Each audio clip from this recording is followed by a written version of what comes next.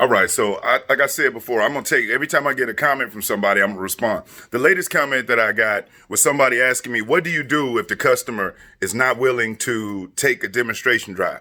And especially with COVID going on right now, I'm pretty sure some people have ran into where if you ask a customer would they like to take a demonstration drive, they may say no. Now, even prior to COVID, if you were to ask a customer, would you like to take a demonstration drive, you still run a 50% chance of them saying no. Why? Because everyone knows that when they take a demonstration drive, that the intention of that is to fall in love with the vehicle, to love the way it smells, to love the way it rides, and people are terrified to get inside of that vehicle and fall in love with it and feel like they're obligated to buy. So with COVID going on, or you know what I'm saying, how do you handle it when a customer does not want to take a demonstration drive? Number one, if you are asking would they like to take a demonstration drive, you're making a mistake right there. And here's why I say if you're asking, because it is not an option.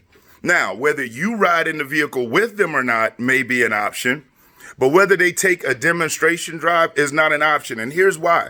That demonstration drive is a very, very important step in the process. As a matter of fact, every step is important, but it is one of the most important just for the reason that I stated earlier.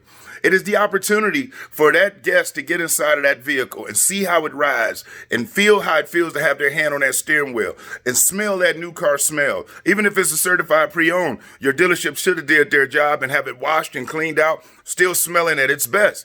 And when they get inside of it and they ride in it, and you're asking them questions like, hey, what's the first vacation you and your family gonna take in your new vehicle? Who's the first person you're gonna go show your new ride to? Where's the first place you and your spouse gonna go out to dinner in your new vehicle? When you're asking them questions like this, that help them assume ownership, because when they answer you, guess what? In a nanosecond, they've already pictured themselves visiting that friend, going on vacation, or going out on that date with their significant other. So when you're going through the process with a guest and you take them outside to show them the vehicle, one, you should position it to where you get them in on the passenger side and you on the driver's side where you can show them how to work the internal controls, the climate control, the radio.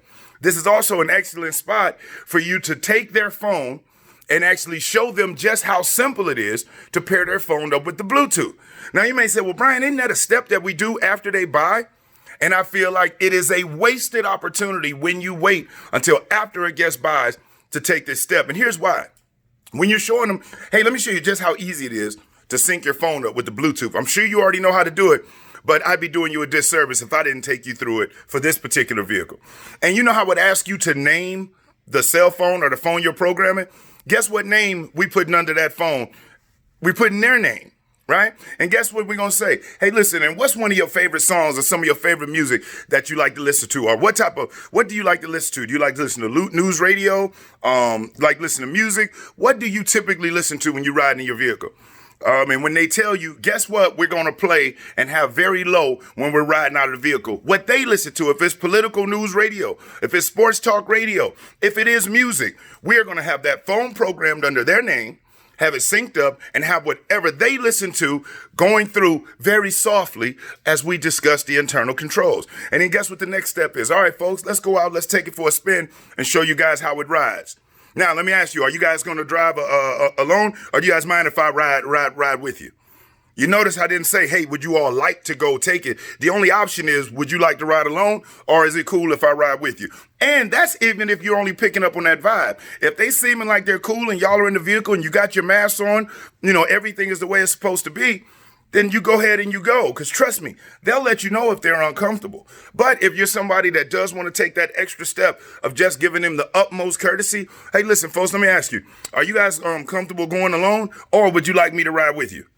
Well, we may go alone. Okay, excellent. Well, we do have a pre-planned route already. And then you can give them the description to your route, or if you with them, you can help guide them out by you driving first, okay?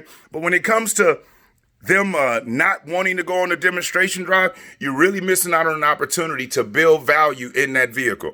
Now, your management may disagree. You may be at a store where they don't care if you don't take a customer on the demo drive. But I'm pretty sure, and I've seen it too many times, that sales reps are using the COVID-19 as their reasoning for not wanting to go on a demo drive. The guests haven't objected at all. But we're thinking for the customer and saying they probably don't want me to go, not going. And guess what? If you're expecting them to build value in the vehicle to themselves, to justify the price to themselves, you're sadly mistaken. The reason why we are there is A, to help guide them on that route, B, to ask them the questions that'll help them assume ownership, and then to C, in the event that they do have any questions, we're right there to be able to help them out, okay? So make sure that when it comes to the demonstration drive, it is not an option. The only way it becomes an option is if the customer has an issue with it. But as far as on the sales side, you proceed with the process just like you typically would, okay? So when it comes to the demo drive, it's really easy. You act as if you expect everybody to go on it, and what you'll find is most people will. And while you're in there with them, like I said again, as opposed to asking those old school, hey, is this what you can see in your driveway? Can you see yourself owning this? These are all questions that when people hear it, their defenses go way up. But when you ask questions that have the same impact, but they're more geared and focused towards them, watch the response. Things like, hey, who's the first person you're going to go show your new car to, or your new truck to, or your new SUV?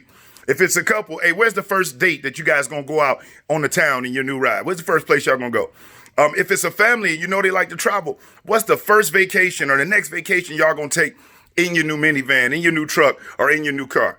And remember, in order for them to answer you in a nanosecond, they had to visualize themselves doing it. And that's what you want. Assumption of ownership, okay?